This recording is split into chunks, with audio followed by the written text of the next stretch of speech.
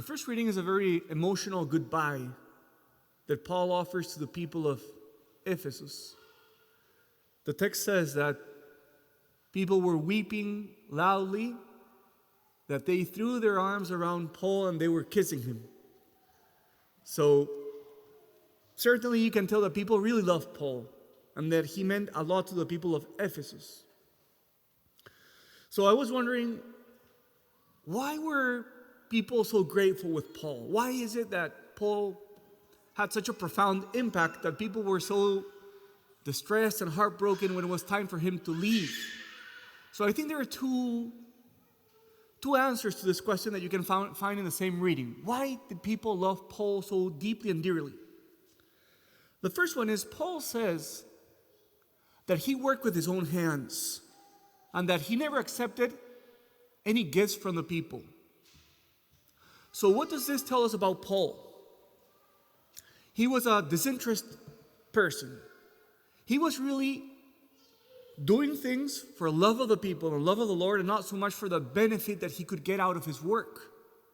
So people saw that his work was really authentic and he did it for the right reasons. He wasn't pursuing his own personal benefit, but he was really doing it out of love. That's why, again, he worked with his own hands and he accepted no gift from the people. And the other thing that's tremendous about why people love him so much, he says, for 3 years, night and day, I've been admonishing each one of you with tears. And one would say, why would you love someone who's admonishing you all the time?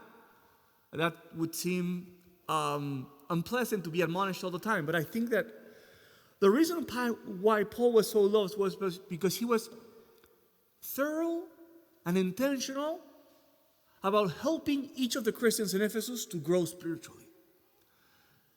Paul wasn't looking for applauses. He wasn't looking for acceptance or just to be loved. He really was pursuing the best interest of the people in Ephesus. That's why he wasn't reluctant about admonishing personally each one of them day and night with tears. So this shows us that another sign of a good pastor is someone who's thorough with everyone. He doesn't let things slide by. And that he knows each person because he says, I've admonished each one of you. So I think for many of you here that are parents or pastors in one form or the other, if you want to know how to be a good pastor, let's take these 2 lessons from Paul. The first one, people have to see that you're truly looking for their best interest and that you're not looking for your own personal advantage and advancement. He worked with his own hands. He didn't want people's money. That's why people love him. And the second thing is,